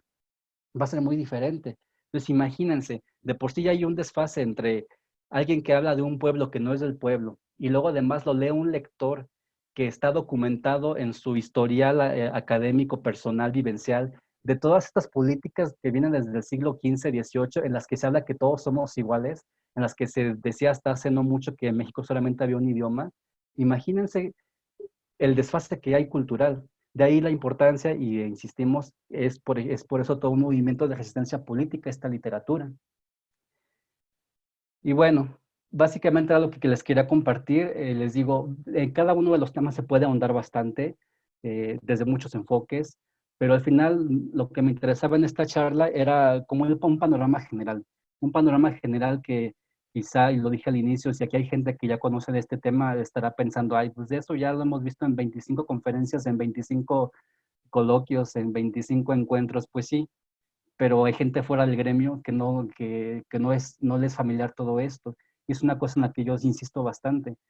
Todo este conocimiento que muchos tenemos, cualquier tipo de conocimiento. En este caso, conocimiento académico, hay conocimientos de la vida que son incluso mejores que estos, ¿no? O van a la par. Si no se comparten, pues se queda ahí, ¿no? Entonces, qué mejor que compartirlo. Y si lo compartes con personas que no son asiduas y que esto puede ser un elemento que los invite a conocer más, pues ya estamos del otro lado. Entonces, esta fue una visión, les insisto, con pistas para acercarse un poco más a estos mundos, a la literatura, a los autores, y para entender un poco más y hacer honor a lo que digo de que la voz que cuenta es la de ellos. Aquí tenemos más declaraciones de estas autoras, de sus autores. Está Miquea Sánchez, que ella dice: mi poesía apuesta por reivindicar la cultura zoque, por regresarle su historia gloriosa. Busca preservar la memoria y fortalecer la identidad del ser mocaya. Es como se autonombran los zoques. En ese sentido, es también una literatura de protesta, porque tiene la finalidad mucho más grande, que es crear conciencia en los jóvenes para defender su identidad, para preservar la lengua y la cultura. Tenemos a Juan Gregorio Regino, este escritor mazateco, que él dice, y ahí incide, ¿no?, en esto que ya mencionábamos. Estamos construyendo un movimiento cultural muy importante. Estamos construyendo un discurso estético. Eso es lo importante, lo que hay que celebrar, más allá de las definiciones del lenguaje, es usar el lenguaje. Porque les digo, hay muchas discusiones de que es que hay un texto que está escrito en esta variante del maya, pero aquí está mal, aquí los verbos le agregaron una vocal que así no es. Pero la gente lo está leyendo. La gente que no es maya está comprando un libro en maya. Eso es lo importante. Por supuesto, habrá tiempo para unificar todo eso, pero que se use la lengua, que tenga el uso y la función social que también la literatura le puede ofrecer. Irma Pineda, que es un ícono de la literatura indígena o en lenguas mexicanas. Venimos desarrollando una literatura que busca recuperar la cosmovisión, los patrones estéticos propios de la cultura, y busca también integrar a la reflexión comunitaria temas que provienen más del mundo exterior y globalizado, que es otro de los puntos. Hay muchas personas que dicen, es que, bueno, si eres un escritor kumiai del norte del país, debes de hablar sobre la cultura kumiai. Pues sí, pero también en la cultura kumiai hay chavos de que tienen 20 años, que escuchan otro tipo de música, que se besan de manera distinta, que les interesa el mundo tal cual como lo conocemos nosotros, y ¿por qué no van a escribir de eso? También escriben de eso y eso genera estéticas distintas. Entonces, insisto, se van acumulando como los temas a discusión, ¿no? A debatir, sí, a debatir. Enrique Pérez López es un escritor tzotzil. Él dice, las propuestas literarias indígenas novedosas tienen que ver con un trabajo de formación e investigación de los conocimientos y su cosmovisión del mundo. Pueden generar esta nueva literatura, pero también se nutre de los temas contemporáneos, de las herramientas de literatura en lengua española que nos apropiamos para ir mejorando, conquistando espacios, que es lo que les platicaba, ¿no? Yo, por ejemplo, en la tesis que hice, fue a partir de pues una herramienta de hermenéutica totalmente eurocentrista. Pero dije, ¿por qué no hacerlo? De eso se trata, de demostrar la estética y demostrar la solidez del discurso de estas literaturas, independientemente de si tienen las propias o ya las están desarrollando. Eso para mí fue lo interesante de este trabajo que yo realicé. Ahora también ya tenemos nuevas propuestas. Acaban de salir 2 libros, uno que se llama Relatos de la Diferencia y Literatura Indígena, Travesías por el Sistema Mundo, otro de Luz María Lepe Lira, que bueno, ella a ver cómo es la visión de la literatura o cómo es el posicionamiento de esta literatura desde estas teorías del Sistema Mundo, que bueno, es otro tema, pero es interesante porque ya va a un análisis todavía más profundo. Y recientemente la Universidad de Guanajuato, del Campus León, junto con, si no me equivoco, si no me corrigen, con la N SUNAM Morelia, si no me equivoco, coeditaron este libro que se llama La experiencia literaria en lenguas indígenas mexicanas, creación y crítica. Yo vi la presentación de este libro y por ahí comentaba uno de quien coordina, que es el doctor Felipe Canuto, amigo personal y colega, y él platicaba de eso. Es un libro que finalmente estamos apostando ahora también por la crítica, ya no nada más como lo hicimos ahorita, el recuento histórico, no. La crítica del discurso, la crítica de su contenido, cómo aproximarnos a ella. Y de ahí también fue mi interés de hacer que este recorrido, este repaso histórico literario, porque yo siempre, al menos yo, los encuentros a los que yo he ido, siempre la literatura desde los temas de la lingüística, la literatura indígena como desde los temas de la educación, la literatura indígena desde los temas de la alfabetización, pero yo he ido a muy pocos lugares en los que la tratan, no digo que no existan, yo no he ido, en los que la tratan desde este recuento histórico intelectual mexicano decimonónico, y eso a mí se me hace muy interesante, también entender cómo era la literatura mexicana que hablaba del indígena antes de la literatura indigenista y la literatura indígena. Y bueno, finalmente hoy encontramos propuestas como esta. Está un taller de poesía que hace un poquito fue por el escritor Uber Mantigua. Se imagina si ya llegamos al punto que hay taller de poesía en lenguas indígenas para hablantes de las lenguas indígenas. Entonces, hay muchísimos avances. Está, por ejemplo, la UNESCO, que apoya muchísimo esto. Ya ven que el año pasado fue el año de las lenguas indígenas y la próxima década va a ser el diseño de las lenguas indígenas. Entonces, ahí hay mucho avance que abona finalmente a todo esto. Vemos toda esta literatura, toda esta producción que son desde, insistimos, es vigente todo. La documentación de la oralidad, literatura para niños y niñas, creación estética, creación de ficción. Entonces, todo es, todo es cada vez más nutrido, es más variado y creo que eso, aunque ahorita les digo, afortunadamente para algunos gremios está normalizado, hay lugares o fuera de los gremios en los que esto no se conoce. Y les voy a platicar una anécdota, ahora sí, ya para ir finalizando. Cuando yo comencé a hacer, que me invitaban a dar estas charlas sobre literatura, yo lo hice en congresos de literatura. No fue congresos de interculturalidad, de estudios, no, no, no. Fue congresos de literatura. Y yo me acuerdo que fui como 3 ocasiones. Fui a la Universidad Autónoma, fui a la Universidad de Guadalajara, fui a la ENA, allá en México. No me acuerdo qué otras universidades fui. Y eran mesas de literatura totalmente así, ya saben, ¿no? Estudios de Octavio Paz, en fin. Yo llegaba con mi tema pensando que todo que sabían, y el tema era como la novedad. Así, incluso a mí me sorprendía bastante la reacción de los académicos, de, oye, tu tema es súper interesante, quiero conocerlo más, me interesa ahondar. Y a mí me sorprendía bastante porque yo creí que, malamente, yo creía que tenían que conocerlo. Y después caí en la cuenta de que cuando presentaba el tema en encuentros de interculturalidad, encuentros de estudios amerindios, en fin, ahí sí es muy conocido el tema y se debate, en fin, pero cuando uno se sale de ese sesgo académico y se mete a otro sesgo académico o cultural, a veces pues no es tan conocido, entonces de ahí que a mí me apasiona bastante compartir los temas, ¿no? Finalmente, reflexiones, no finales, más bien primeras.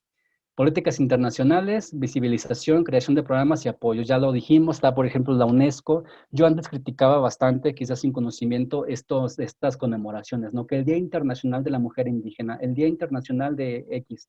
Yo decía, ¿eso de qué sirve? Ahora entiendo de qué sirve.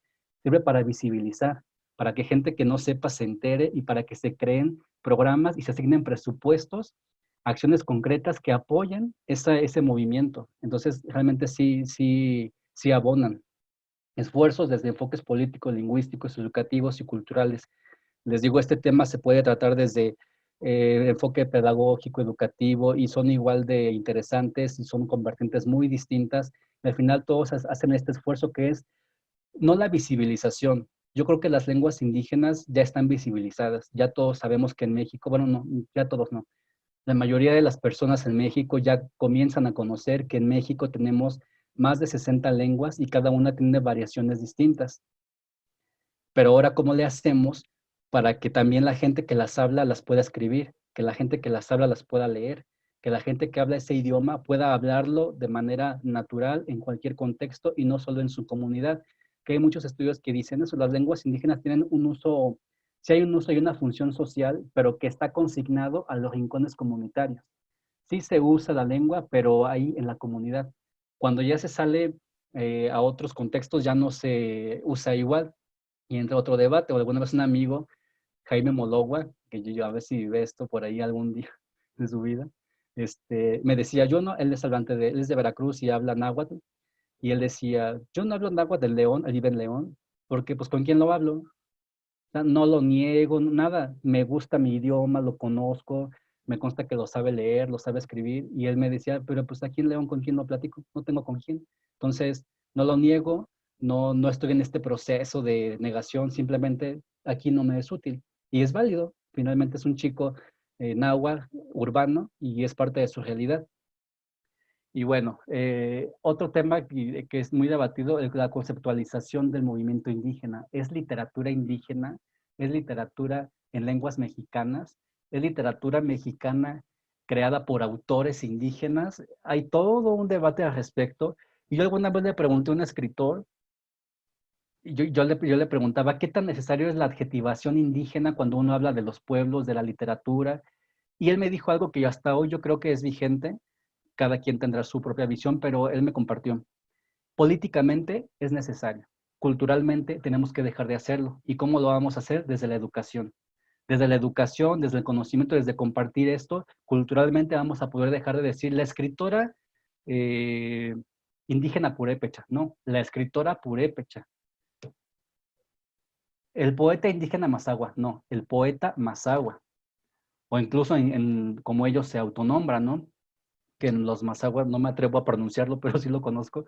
Entonces, hay todo un debate también al respecto, ¿no? A muchos consideran que ya se ha superado, otros consideran que no, pero a mí se me hizo muy válido eso que dijo este autor, que dijo políticamente es necesario, porque políticamente el concepto indígena visibiliza la diferencia y eso hace que se asignen recursos, programas y acciones concretas. Si no visibilizamos el concepto indígena, difícilmente se va a poder hacer algo.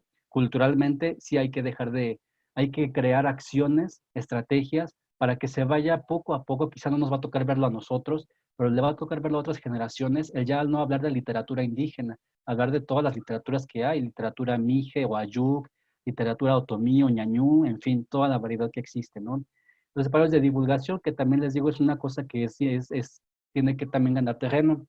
Ahora ya afortunadamente es muy común encontrar escritores de estas lenguas o creadores en estas lenguas en encuentros literarios. Hace 10 años eso no era. De verdad, yo que comencé a meterme a este mundo en el 2011, esto no era posible. Y les voy a poner un ejemplo. Eh, Cuando yo comencé a meterme a estos temas, no sé si se ve, yo me metí al internet y buscaba todos los ensayos, artículos, todo lo que hubiera sobre literatura indígena. Eso fue en el 2009. Y yo junté estas carpetas en la que imprimí todo. Son dos carpetas. Yo me metía cada 15 días y buscaba en todo lo de las maneras posibles para ver si había nuevos ensayos, nuevos aportes, y eran los mismos. Estas dos carpetas fue la búsqueda de un año y no surgían más ensayos, no surgían más trabajos, eran los mismos. Ahora, si uno se mete, existen de esas carpetas 20 carpetas más, y eso de verdad es formidable. Hay mucha gente conociendo, hay mucha gente debatiendo, ya hay muchos colaboradores, muchas colaboradoras que están abonando las discusiones, y eso pues finalmente es el objetivo, ¿no? De compartir, por ejemplo, estas charlas. Y bueno, pues ya con eso finalmente damos por cerrada la charla. Insisto, fue un acercamiento quizá muy primario, muy histórico, no tan puntual en ciertos temas, pero es la idea. Ya de aquí pueden surgir personas que les pueda interesar y bueno, si a alguien le interesa que les comparta la presentación, lo puedo hacer. Ahorita las pongo en las redes sociales para que así lo hagan. Y al final, pues está esta frase que me gusta mucho, bueno, esta aseveración, no es frase. El lenguaje es el material de la literatura. Como creación humana, está cargado de la herencia cultural de un grupo lingüístico. y de ahí la importancia de una literatura creada por ellos mismos y además que reivindica social y políticamente. Entonces, bueno, ahí está un poco también la bibliografía que es muy interesante para conocer un poco sobre este tema, desde el enfoque de estudios literarios, insisto, aquí hay mucha bibliografía que dejé fuera, que son otros enfoques, pero bueno, había que acotarla un poco. Ahí están las redes sociales del proyecto, igual ahorita platiquemos más sobre eso, pero si les interesa un poco sobre esta bibliografía, mucha de ella yo la tengo digital o conocer un poco más o la presentación, ahí están Atoctri Cultural, que es el proyecto que yo tengo desde el 2012. Ahí están las redes sociales, está nuestro blog y está también el correo electrónico. Entonces, bueno, ahorita platicamos, pero ahí me pueden contactar al proyecto y para que vean lo que hacemos y les pueda compartir quizá esta presentación. Y bueno, pues no sé cómo sea la dinámica y muchas gracias. Mauricio. No, muy interesante, en verdad. Estuve haciendo muchas anotaciones aquí para poderlas platicar. Son muchas las que hice, pero vamos a ir con calma porque sí son bastantes, ¿no? Bueno, yo he notado, yo tuve que aprender desde hace mucho náhuatl, no lo practico, pues por lo mismo, no hay con quién. En la ENA hice un curso de náhuatl también. Hoy estamos dando un curso de náhuatl a través de una maestra. Generamos un curso básico de náhuatl clásico y va bien el curso, se inscribieron un buen número de personas, va bien, o sea, es como que enseñarles cómo empezarlos a abrir, ¿no? Pero yo lo que les digo a esos alumnos desde siempre, ¿no? Si quieres entender o quieres comprender ese idioma, necesitas estudiar la historia de ese pueblo, si no estás frito, ¿no? O sea, uno lleva a lo otro. Si no estudias la historia de ese pueblo, no vale la pena. Y como usted bien decía, ¿no? De repente imaginamos una cosa y es otra, ¿no? Porque precisamente es la cosmovisión de cada pueblo. A mí todos esos memes que sacan con frases ñañús y nahuas y todo, me dan risa, ¿no? Porque uno pues sí sabe, a final de cuentas yo aprendí, no lo practico, pero sí aprendí. Entonces de repente ver ahí que dice, te amo, ¿no? No, pues no, porque ni siquiera existía el concepto amor. Exacto. Los nahuas ni siquiera existía el concepto amor. Entonces, ese tipo de cosas que la gente, y además las comparte, ¿no? Además las multiplican porque se les hizo bonito y psh, la pasan para el otro lado y los otros la vuelven a pasar y la vuelven a pasar. Ese es un problema, ¿no? Sucede con la literatura lo mismo que con la música, Mauricio. Cuando dicen música prehispánica, no existe la música prehispánica, ¿no? Exacto. Uh-huh. No existe la literatura indígena, existe una literatura de un grupo cultural, igual con la música de un grupo cultural que además ni siquiera sabemos cómo se ejecutaba, cómo sabemos que ahí están los instrumentos, porque están en códices, están en piedra, están en madera, están en muchas cosas. Pero ¿cómo sonaban? ¿Quién sabe?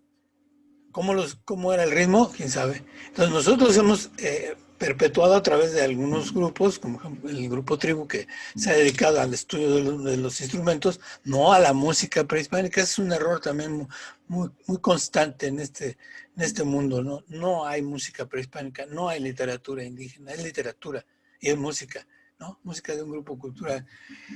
Y bueno, perdón por la aclaración, pero es que luego que hablan de gamio, pues espérenme, porque gamio es como sí.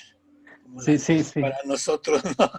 O sea, gamio es el mero, ¿no? Es el que abrió muchas cosas, fue el fundador de la escuela de arqueología, ¿no? Entonces, perdón, no fue mi intención, pero sí, Gamio siempre tuvo esa idea. Yo, de hecho, parte del libro de Forjando Patria se lo pongo a leer a los antropólogos, precisamente, para que agarren la onda, ¿no? Cómo estaba la cuestión antropológica en el principio del siglo XX, ¿no? También los pongo a leer a Vasconcelos, no crea que no. Y también de repente a Moisés Sáenz, también, porque tienen muchas cosas muy buenas, pero todavía tienen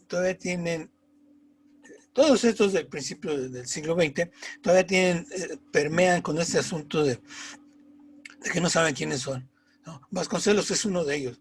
Para mí Vasconcelos es muy bueno, pero cuando escribió La raza cósmica, quién sabe qué se fumó, ¿no? Quién sabe qué se fumaría, pero pues sí quiere hacer una raza de bronce, así, ¿no? Que sea la mera neta. Bueno, pues es la época, por eso también hay que estudiar los contextos históricos.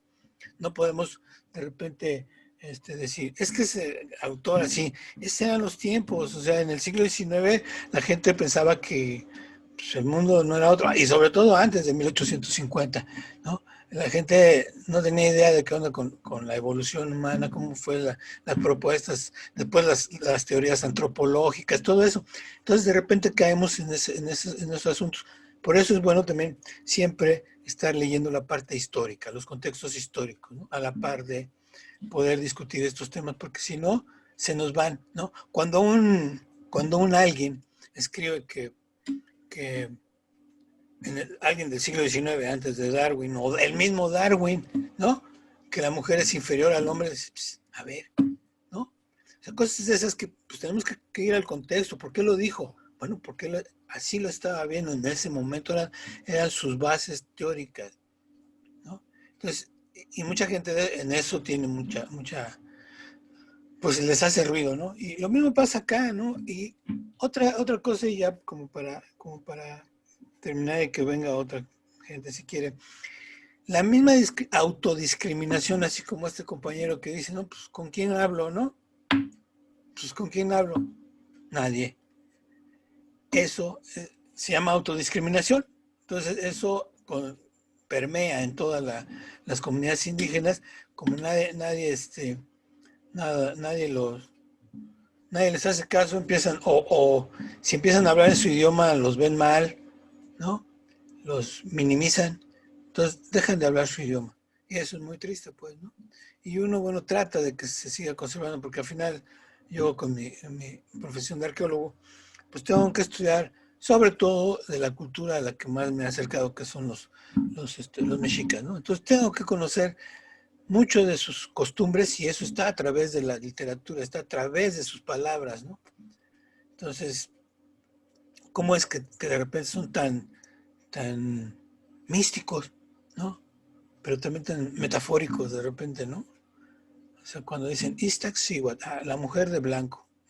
Pues sí, porque así está siempre, ¿no? No es la mujer dormida, porque todo el mundo, es que la mujer dormida. No, es la mujer de blanco, pues. Ni siquiera del manto blanco, la mujer de blanco. Entonces, todo ese tipo de cosas, el Popocatépetl, pues es otra, es el cerro que humea mucho. Pues sí, porque siempre ha sido así. Entonces, dentro de las reglas gramaticales del náhuatl, nos lo viene indicando, ¿no? Poca es el verbo humear, popoca es que humea mucho y tepet pues es cerro. Entonces, ya nos está diciendo algo. Pero si nomás repetimos como pericos, no. Hay que ir a las cuestiones esotéricas, digo yo, ¿no? A veces el asunto cosmovisión. ¿Cómo entendían ellos el mundo? ¿Cómo entendían esa dualidad? Cómo veían un mundo doble, y eso es en la mayoría de culturas indígenas en este país, tienen esa cultura de la dualidad, ¿no? Siempre hay uno para el otro, siempre hay uno arriba y uno abajo, hay un izquierdo y un derecho, uno enfrente y uno atrás, ¿no? Siempre hay un hombre y una mujer. Entonces, cuando entendemos eso, los que estudiamos, comprendemos muchas de las cosas que vamos asimilando de ellos, ¿no? Y otra cosa que yo siempre digo, ya para terminar, no los podemos entender, jamás vamos a poder entender a un literato indígena. Lo podemos interpretar, que es muy distinto, pero entenderlo no, porque esa es su cosmovisión, no es la mía.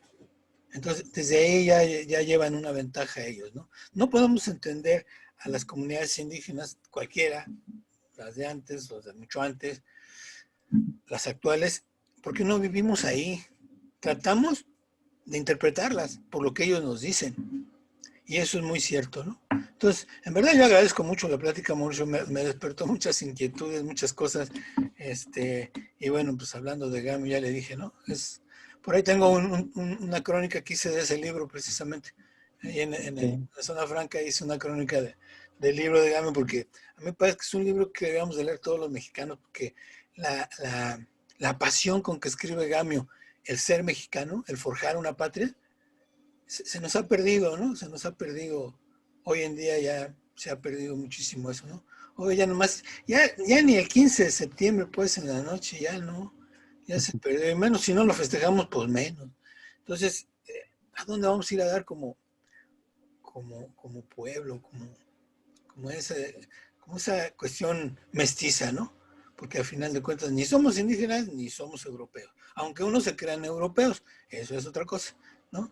Pero somos una mezcla hoy de muchas cosas que llegamos después de 500 años a este momento, ¿no? Muchas gracias, Mauricio. Si alguien quiere No, al participar, contrario. por favor, alguien quiere hacerle alguna pregunta a Mauricio. Ah, mira, ya está en el chat algo, ya le dejaron algo en el chat por ahí. Unos saludos también desde el principio. Sí, saludos a la gente también que no escribió, pero que está. Pues saludos. Está una pregunta, la voy a leer en voz alta porque no sé cómo funciona si todos la ven. Dice, el devenir lingüístico en México y sus procesos de interculturalidad con el mundo, ¿hasta dónde podremos integrar la diversificación de nuestras lenguas nativas? Y la pregunta concreta es, ¿se tienen que adaptar dichas lenguas a los nuevos neologismos sacrificando su campo semántico? Híjole, totalmente lingüístico el punto. Hay una cosa, no soy lingüista, obviamente tengo cierta formación por la maestría, pero no es mi campo. Pero justamente un día platicábamos sobre eso, ¿no? Me viene a la mente, hay un proyecto de Facebook que ahorita está, hay una red que se llama Activismo en Lenguas Indígenas, que uno puede buscarlo así en redes sociales, y crean apps, para atraer a los chicos, a las chicas, ¿no? A hablar su lengua pues, con el dispositivo que ahora todo el mundo trae, el WhatsApp, en fin. Y hace mucho, no sé, como 2 años, vi a un proyecto muy serio de un chico que impulsó bastante, que también ya no está con nosotros, también ya se fue de este mundo, o por lo menos de este plano, y muy, muy joven este chico, como de 23 años. Y yo me acuerdo que fue de los primeros que yo vi hace años, que él propuso una manera de cómo nombrar Facebook en náhuatl. Él hablaba una variante del náhuatl de Morelos. Y él propuso por ahí un concepto, o para decir, vamos a facebookear, o que es como algo que ya todo el mundo en español lo ha. Ismomoshli, yo le pondría Ismomoshli, ¿no? Por ejemplo. Ajá, y yo me acuerdo que este chico hizo una propuesta, eso hace años, cuando apenas empezaba como este auge que ahora hay, ¿no? Entonces, ahí, contestando la pregunta, justamente de eso se trata, creo yo, que la riqueza de las lenguas, cualquier lengua del mundo, no nada más las lenguas mexicanas, que justamente la riqueza semántica, la riqueza gramatical y la riqueza en términos lingüísticos hace y da para que puedan generarse nuevos conceptos. En alguna clase que tuve en la maestría, en algún seminario, por ahí uno de los doctores nos decía, muchas lenguas mexicanas son aglutinantes. Por ejemplo, creo que el náhuatl es aglutinante, ¿no? Agua de eso. Ajá, no me voy a meter porque no soy experto en náhuatl, pero platicábamos, muchas lenguas en México son aglutinantes. Entonces, de manera aglutinante, nombran conceptos que antes no existían. Por ejemplo, para decir tren, dicen víbora de fierro, o para decir radio, piedra que habla. Estoy hablando por hablar, no sé el concepto. Sí, Entonces, este lingüista nos decía, la aglutinación de conceptos para nombrar un concepto nuevo es resultado de que no hay estudios de la lengua, porque las lenguas, si son bien estudiadas desde su parte semántica y desde su parte etimológica, sí se puede crear una nueva palabra para ese concepto. En algunos casos quizá no, pero en algunos casos sí, en algunos casos su construcción gramatical sí da, toda su construcción lingüística sí da para crear un nuevo concepto, pero a falta de estudios lingüísticos de las raíces de estas palabras, se opta por la aglutinación. Entonces, no que sea malo, por supuesto que no. Entonces, a la pregunta, pues sí, es definitivamente una apuesta de la riqueza de lingüística de una lengua mexicana es que pueda dar para contener nuevos conceptos, como por ejemplo refresco, ¿no? Que algo tan común como que voy a tomarme un refresco, que entendemos en el español esta bebida gaseosa, comercial, vendida en una tienda. O sea, eso antes no había palabra para nombrarlo.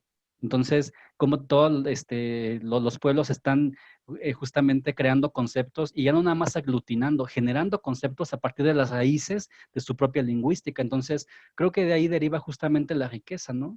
Entonces, pues yo creo que es positivo que eso se haga. sí, yo creo que esa interculturalidad precisamente nos lleva. Y no es que sea falta de estudios, sino que salen nuevos conceptos. ¿Cómo puede decir, por ejemplo, cómo podría decir en náhuatl chatear, ¿no? Pues bueno, es hablar, ¿no? Pues Ujú. tlactólico, ¿no? Entonces ya, pero hay otros conceptos como WhatsApp, no sé, cosas que no. Por ejemplo, el libro próximo que tengo que va a salir se llama, ¿qué es? Bueno, ahorita no me acuerdo, no sé, pero al final dice arqueología, o dice, hablemos de arqueología, ¿no? Pero es náhuatl y la palabra arqueología no hay algo con que, con que cubrirla, pero entonces pues, le ponemos arqueología, ¿no? O sea, no, es válido. Yo creo que eso es muy válido como, como otras cosas que hacemos en otros idiomas que no están, pues que no están en los diccionarios de lo que estamos haciendo, ¿no? Entonces yo creo que no pasa nada. Ahorita le digo el nombre exactamente como es, se me olvida. Y así es, la columna, de hecho, así se llama. ¿Dónde está? A ver. Matitlatoscan Itesh Arqueología, ¿no? O sea, hablemos de arqueología. Está el hablemos de conjugado con las palabras en náhuatl, todo, porque además tiene un orden en náhuatl, no es como cualquier, o sea, es como cualquier otro idioma de complicado, pues, no es fácil. Entonces, a veces, por más que uno sepa, pues chiste es practicarlo, ¿no? Sí, y eso es muy interesante, perdón, es una reflexión que todos tenemos que llevarnos, ¿no?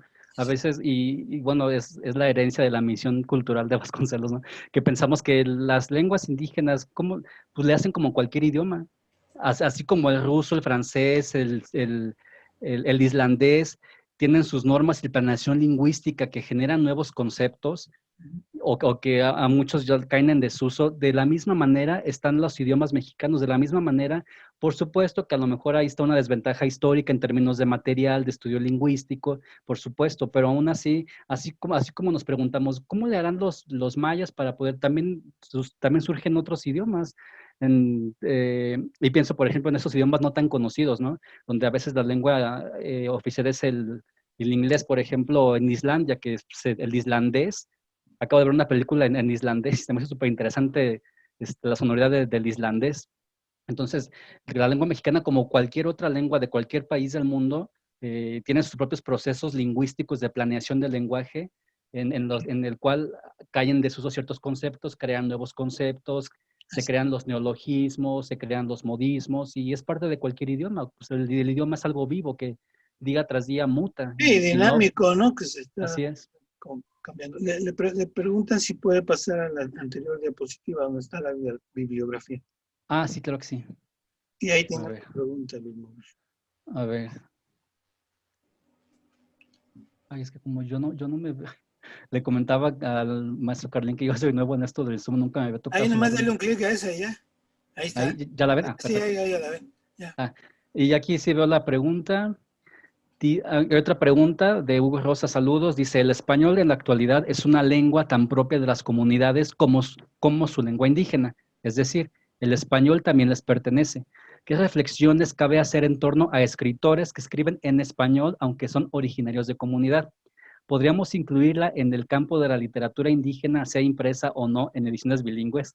Pues aquí las preguntas del millón, que ahorita lo platiqué muy someramente, pero sí, justamente es como cualquier gremio literario o artístico.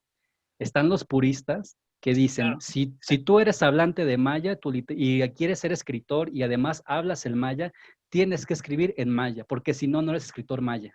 Hay quienes dicen, no, es escritor maya que justamente desde su crecimiento y desarrollo es bilingüe del español, porque no puede crear en español y aún sigue siendo escritor maya. Exacto.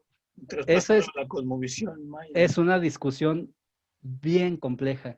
Entonces, si le preguntas a cada escritor te va a dar su postura. Claro. Y Miquea Sánchez, que la cito mucho a ella porque ya la pude entrevistar, y ella es de las que apuesta, incluso por ahí hice la cita, o si la promoción, si se quieren meter a una entrevista que le hicimos a nuestro blog, periodismoatocli.blogspot, hay una entrevista que le hicimos a Miquea Sánchez, y ella habla justamente de eso, dice, para mí sí es válido que un escritor, eh, por decir ella que soque, un escritor soque, piense en soque, y ese pensamiento soque lo escribe en español. ¿Por qué no? Si creció con las dos lenguas. Claro. Ella es de las que apuesta que sí. Hay quienes, Claro. hace poco estuve en un debate con unos escritores, creo que eran mayas, por cierto, y decían que no. Decían, no, no, te legitima el ser escritor maya porque escribes además en maya. Entonces, eso depende de la postura, depende de la corriente que el escritor, que el autor o que el teórico esté tomando. Y eso es totalmente pues abierto. Ahora, eso enclavado, eh, si lo clavamos en la otra parte de la pregunta, que es, ¿podríamos incluirla en el campo de la literatura indígena? Ese es el otro punto, lo que decíamos. Literatura indígena tendría que pensarse que tiene que ser un escritor indígena, o literatura indígena la que se escribe en una lengua indígena. Yo puedo aprender purépecha, que les digo que estoy ahorita en un taller de purépecha, llevo poquitas sesiones. Si me da la vida y la disciplina, yo espero poder escribir purépecha. Y seguramente voy a intentar escribir un cuento en purépecha. Y entonces, técnicamente sería un cuento indígena, porque está escrito en purépecha. Pero yo no soy purépecha. Aprendí el código alfabético del purépecha. Entonces, ahí entra otro de los debates de la literatura.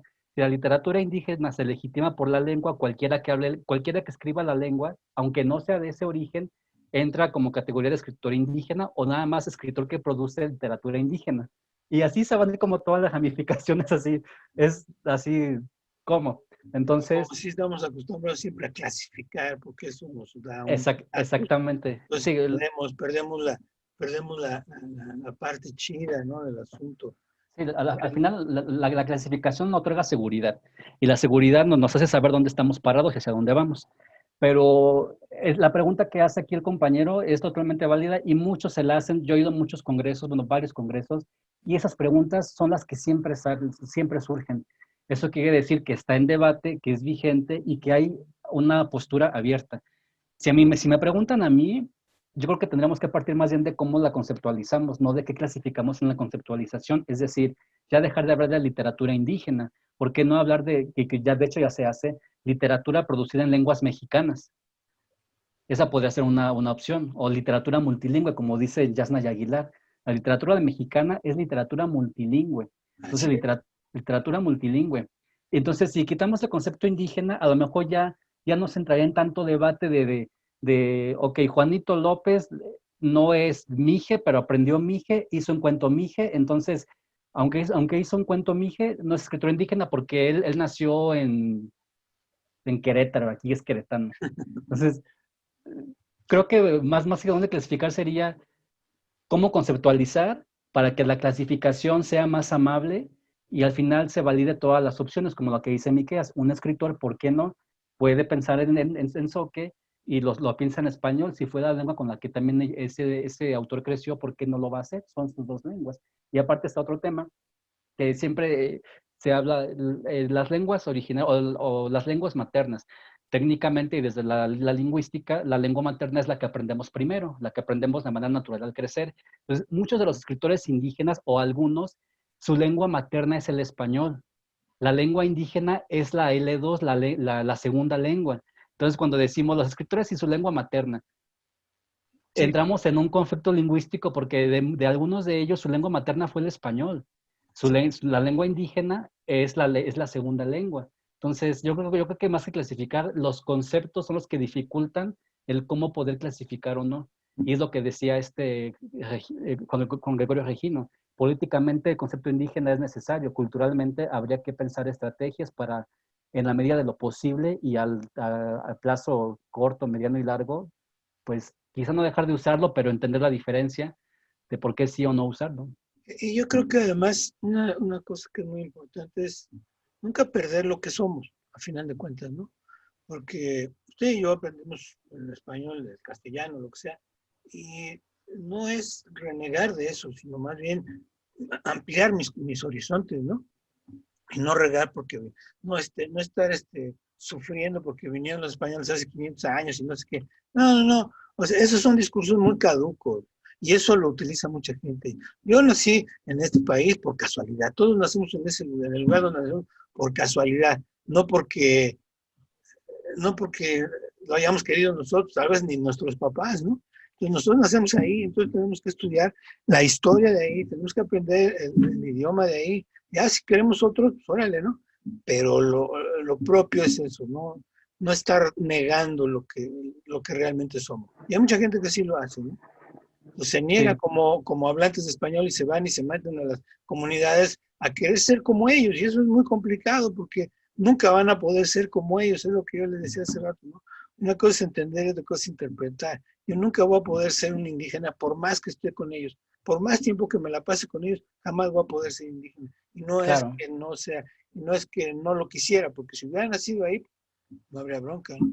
Pero esa es la diferencia. Hay muchas personas que tienen esa idea de que se van a un pueblo y bueno, conozco muchos antropólogos, ¿no? Un montón de colegas antropólogos que se van a los pueblitos y ya se convierten en birráricas o se convierten en no sé qué, no sé qué, ¿no? Entonces, tenemos así es. que respetar eso, ¿no? ¿Alguna otra pregunta por ahí? A ver, ahí hay unas preguntas por ahí. No, nada más hay por ahí saludos. Rosa y Miguel, saludos. Claro que sí. Gracias por los comentarios. Este, Hugo, sí, les insisto, al final, bueno, les vuelvo a poner la otra diapositiva. Ya ver. Y ahí están Las redes sociales. las redes sociales. Y ahí me pueden mandar a cualquiera de esas. Ay, yo aquí Ahí está. sufriendo. Este, todas las redes sociales las revisamos todos los días. En la mañana, en la tarde y en la noche están actualizadas. Entonces, si quieren que les comparte esta presentación, se las comparto. Denle like. Ya ve que ahora todo se maneja por likes, entonces denle like. Vean lo que hacemos, vean los proyectos que hacemos. Y como primicia, que no sé si el co-coordinador lo esté viendo, vamos a publicar, vamos a presentar próximamente este libro. Es un libro que es la primera, digamos, publicación de Atocli. La hicimos en coordinación con un buen amigo, un buen colega, que nos conocimos en la maestría. Él es un filósofo y poeta otomí, originario de aquí de Bominzá, en Tolimán, Querétaro. Él es Luis Alberto Sánchez y su mamá, doña Victoriana González. Este es un libro de documentación de la oralidad de esta comunidad otomí. Esta es primicia, está recién salidito del horno, me llegó hace días, ni siquiera Alberto lo sabe, si lo está viendo, Alberto te traicioné, ya la gente sabe, tú no sabes que ya lo teníamos aquí, entonces lo vamos a presentar muy próximamente, y bueno, entonces realmente hacemos no de todo, pero sí enfocado a estas líneas, entender la literatura, documentación de oralidad en estos pueblos que apenas la gente empieza a conocer su lengua, entonces, ¿por qué no generar un instrumento creado por ellos y para que vean los niños y las niñas cómo se escribe su lengua? Entonces, próximamente van a ver por ahí algunos eventos pues, virtuales como dicta la norma, para que estén al pendiente y vean lo que hacemos. Y quien quiera la presentación me manda un correo o un mensaje a cualquiera de las redes sociales y les mandamos la presentación. De cualquier manera, esto se queda grabado y mañana pasado ya está en las redes. Bueno, ahorita ya está en el Facebook, pero ya mañana pasado lo subimos a YouTube también para que lo puedan disfrutar. Ahí se queda para que lo tengan. Síganos también, síganos, tenemos muchas cosas interesantes. Llevamos ya con esta, es la novena presentación. ¿Sí, no? Sí, sí, la octava La presentación. octava, Sí, es la nos tocó el 8. número 8, sí. Pero hemos hecho de arqueología, hicimos un ciclo de 35 conferencias, ahí están guardadas en nuestra página. Entonces, síganos, en verdad, tratamos de hacer cosas interesantes. La próxima semana viene otra compañera de Mauricio, de ahí de la Licenciatura de Cultura y Arte. Ella siempre estuvo preocupada por las cuestiones de cómo hacer leer a la gente. No, a lo mejor no la conoce, Mauricio, pero ¿Está Mónica? no, es una niña que se llama, ay, no me acuerdo, ahorita le digo, pero siempre, y tiene varias cosas ya hechas a partir de ese proyecto, ¿no? Y a mí me parece que son cosas muy, muy loables, muy, pues que se tienen que hacer, ¿no? Ella, ahorita le voy a decir cómo se llama su presentación. Se llama Paulina la Ah, compañera. Paulina, sí, es Ahí nos, Paulina. nos, nos pone Paulina, Elizabeth. Paulina, sí. Ah, sí, gracias, sí. Sí, es Paulina. Y ella también ha estado dedicada a promover la lectura, ¿no? No tanto la literatura, sí. Esos espacios de lectura que le llama ella, espacios de lectura. Y se ha abocado a conseguir lugares donde se pueda hacer, donde la gente pueda estar leyendo, ¿no? Ya sea al aire libre o ya sea en algún recinto. Entonces, es interesante por lo que están haciendo todos ustedes, y no nomás tenemos de la licenciatura de Cultura y Arte, hay muchos más, hay de todo, pero créanme, para mí es un gusto presentarlos y que cada semana estén alumnos, colegas, amigos en estas pláticas y que se acerque mucha gente a disfrutarlas, ¿no? Si ya no hay, sí, se llama Paulina. Si ya no hay alguna otra pregunta para el maestro, pues yo quisiera despedirlo con un mega abrazo, Mauricio. Muchas gracias, en verdad. Fue muy interesante, de veras, me prendí, ¿no? Me aprendí mucho. Gracias. Y bueno, quien se haya quedado hasta ahorita, qué bueno. Aprendieron más, un poquito más de bagaje cultural para todos. Gracias ahí a Guadalupe, que está ahí en su cámara. Muchas gracias, Guadalupe. Mauricio, de veras, le mando un super abrazo. Cuídese mucho. Si no hay Muchas nada más que gracias. agregar, muchas gracias a todos. Nos estamos viendo la próxima semana a las 6 de la tarde aquí en nuestro espacio y veamos qué más hay, ¿no? Gracias, Mauricio. Y Bien, a toda la gente, felicidades gracias. por el libro y éxito. Éxito. Gracias, gracias, hasta luego. Síganos en redes. Sí, síganlo, ahí están sus redes. Gracias. Nos vemos, Mauricio. Gracias. Saludos. Hasta luego.